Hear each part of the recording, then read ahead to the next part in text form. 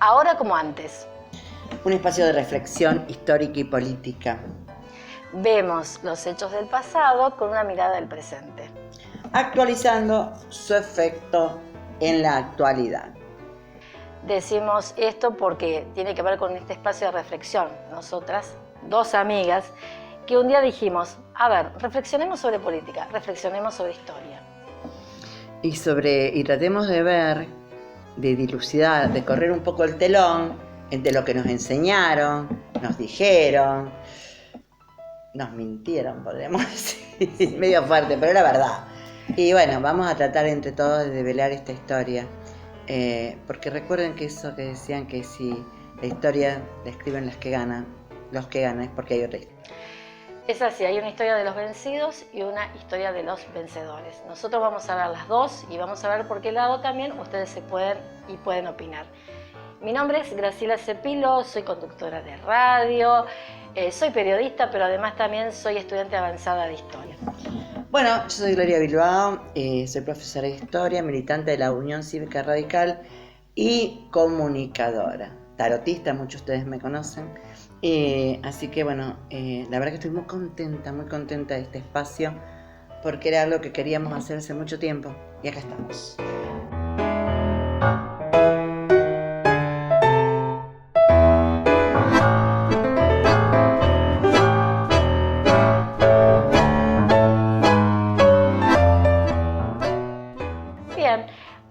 A raíz también de las preguntas de nuestra primera experiencia que tuvimos acerca del 25 de mayo, nos empezaron a hacer preguntas con referencia a esa época, ¿no? Y preguntas que tenían que ver con algo que Gloria había hablado, que era con el tema de cómo se constituía la sociedad principios del siglo XIX, cuando hablamos de 1810. Entonces decíamos que no era solamente una sociedad blanca, una sociedad de élite, sino que había otros grupos. En este caso, estos grupos eran los aborígenes, eran los negros, o sea, hasta qué punto eran esclavos, por qué nosotros teníamos una mirada diferente de esa sociedad, porque bueno, es desde donde se había escrito la historia, desde donde nos habían enseñado. A raíz de eso, Gloria, te hicieron preguntas. Sí, Miguel le mandó un beso al amigo. Él pregunta si la mita y el yanaconazgo son de la época de la Revolución de Mayo, y en realidad no. Y vamos a hablar hoy, porque de eso se trata. Todo lo que ustedes nos pregunten lo vamos a ir desarrollando. Y vamos a hablar, porque formas de trabajo, los más conocidos son la mixta, el yanaconazgo y la encomienda. Sí, esos son los tres que se conocían ya antes de 1810. ¿Y por qué decimos? Claro. Muchísimo. En realidad, el yanaconazgo es anterior a los incas. Es preincaico. Después vamos a hablar de eso. La encomienda vino de España, que tenía otro nombre, también vamos a hablar de eso. Y bueno, y la mitad la señora la especialista.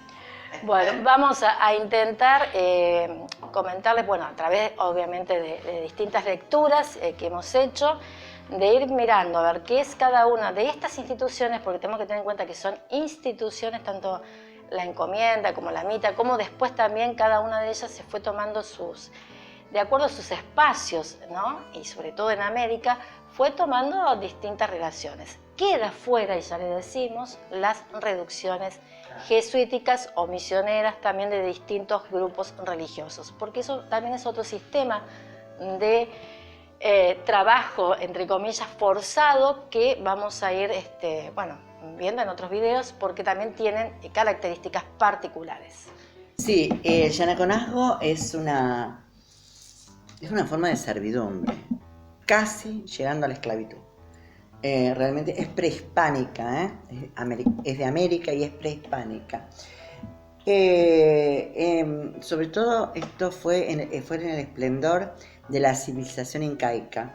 Esta servidumbre, le estoy leyendo porque después vamos a desarrollarlo, ¿no? Pero esta servidumbre consistía en una selección que realizaban los miembros de la realeza en las aldeas, donde escogían a quienes serían sus servidores o esclavos personales. Y tenía mucho que ver si eran mujeres con la belleza, con la capacidad laboral, si eran hombres con la fuerza, depende de quién los elegía, ¿no? Y también tenía que ver si algunos sabían escribir, los llevaban como esclavos, o, o algunos tenían nociones de cultura también. O sea, porque había diferentes, no sé si decir jerarquías, pero había diferentes, estaban los más bajos y después estaba la gente que, por ejemplo, el hecho de que sabían escribir algunos, igual los reducían a la servidumbre. Sí, además hay que tener en cuenta que también el sistema jerárquico, y sobre todo lo estás hablando que es preincaico, ¿no? De distintos grupos que se fueron conformando, ¿no? Que es un estudio para tenerlo en cuenta, porque cada grupo, cada etnia tenía su propia jerarquía, como la jerarquía que va a estar vinculada entre lo económico, lo social, lo político, lo cultural y lo religioso. Todas estas áreas estaban en conjunto y dependían una de la otra. A esta servidumbre se la conocía con el nombre de yanaconas o los yanás. Los yanás eran quienes, una vez seleccionados por la realeza, perdían todo vínculo con su aldea de origen y con sus conocidos. A partir de ese momento, los yanás dependían completamente de la nobleza inca para sobrevivir, y esta debía proporcionarles alimento y vestimenta, nada más, ¿eh? Alimento y vestimenta, y hacían de todo, todo. Sí, porque dice, cuando los españoles llegaron, porque esto no termina ahí, después de cuando prácticamente cae el imperio inca, no es que se termina esto, al contrario, cuando los españoles llegaron a tierras americanas, decidieron mantener esta tradición para beneficiar sus propios intereses colonizadores, por lo que se valieron del yanaconazgo para obtener mano de obra de manera fácil y barata. En consecuencia, no utilizaban a los yanás para labores domésticas, sino para actividades agrícolas, de pastoreo y de transporte. De hecho, el nombre yanacona proviene del quechua yanacuna, que quiere decir esclavo de la nobleza. Algunos lingüistas e historiadores consideran que los europeos le dieron un uso erróneo al vocablo, ya que lo traducían como ayudante o auxiliar. Pero quería explicar eso. Con la llegada de los españoles, esto se agrava, porque antes, si bien eran siervos de la realeza, por lo menos estaban en otros lugares. Ahí pasaron a ser todos, a trabajar en el campo, a ser realmente cuasi esclavos. Bueno, así como vimos esta institución que Gloria les comentaba, otra institución también incaica va a ser la mita. Cuando nosotros a lo mejor por allí muchos recuerdan de la mita potosina, ¿no? Que estaba relacionada con la cuestión del trabajo en la minería, la mita también es una institución, para decir de alguna forma, o una forma particular de trabajo especializada de origen incaico, ¿no? Ustedes saben que el imperio incaico, los incas se conformaron como Incario, como el gran imperio, con la conformación de otros grupos también que fueron parte, ¿no? de los incas. Grupos que fueron conquistados por los incas, ¿no? Lo que hicieron los incas fue en su momento respetar ciertas formas y ciertas maneras de trabajo, porque hay que recordar que todo lo que era el sector andino y todo lo que va a implicar el imperio incaico también va a tener distintos lugares donde, bueno, va a haber a lo mejor en un lugar mayor producción, vamos a suponer, ¿no? De maíz, en otro mayor producción de papa, otro es la cría de llamas. Porque en realidad los incas llegaron hasta el norte de Mendoza. Claro, así que ustedes imagínense, de Perú hasta el norte de Mendoza, la variedad que hay, de minerales, de todo. Hay de todo. Pero esto, ¿por qué decía? Porque ellos respetaron el tema de cómo era también el tema de los trabajos. Pero, obviamente, si en Cusco no había a lo mejor, no sé, algo de minería o algún tipo de producto, había que buscarlo en otras partes del Incario, ¿no? O del imperio. Entonces, ¿qué hicieron? Utilizaron la mita. La mita, según las investigaciones que se realizaron, hay un investigador, John Murra, que realizó las investigaciones acerca de los sistemas económicos que tenían los incas, y uno de estos sistemas está vinculado a la mita, que es la rotación de mano de obra, ¿sí? ¿Cómo eran? Rotaban mano de obra, es decir, llevaban grupos que iban a otras zonas para cosechar, para hacerse de ese tipo de producto que necesitaban, y después rotaban hacia otro lugar, ¿sí? Pero era rotación, nada más que rotación. Esto fue lo que, bueno, hay muchos estudios relacionados a esto, sobre todo los que han estudiado el imperio incaico, y eso era rotación de mano de obra. Fundamentalmente eso era la mita, ¿no? Ahora, cuando llegan los conquistadores españoles, las cosas cambian, como decía Gloria, ¿no?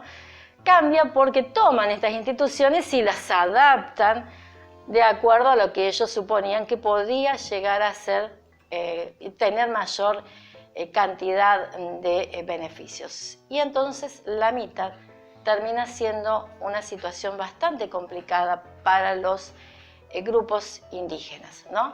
Porque, bueno, divide el rey Toledo, sobre todo en la mita potosina, vamos específicamente para tener en cuenta, ustedes saben que Potosí era el lugar donde estaba todo lo que tenía que ver con el mineral plata, y eso era muy utilizado también para distribuir lo que va a ser el valor plata en distintas partes de los virreinatos, y sobre todo para llevar también el dinero, para decirlo de alguna forma, ¿sí? Para tenerlo en cuenta, hacia la metrópoli, hacia España. Entonces utilizaban el sistema de mita.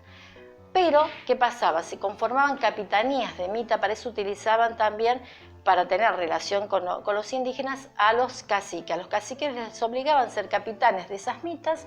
Esas mitas supuestamente eran rotación también de mano de obra, pero no era así, sino que estaban por un tiempo, y ese tiempo tenían que trabajar no solamente por lo que era el tema de la mina, sino también para poder comer, ¿no? En el lugar donde vivían. Entonces no había momentos, hay una palabra que nosotros a veces hoy la utilizamos, que es el tema de huelga.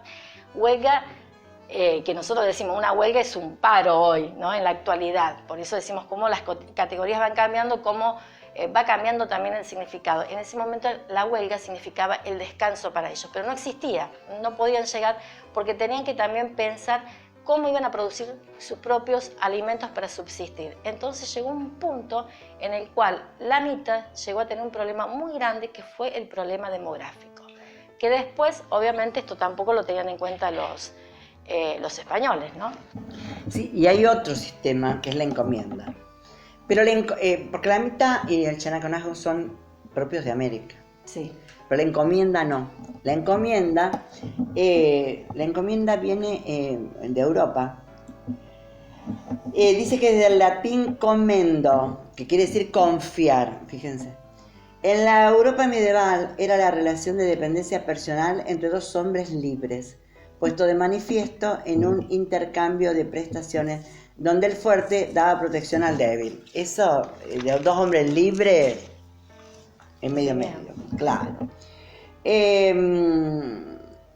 Daba protección al débil a cambio de fidelidad y de la prestación de determinados servicios, lo que convertiría en una sumisión del débil a su señor feudal, convirtiéndose en su vasallo.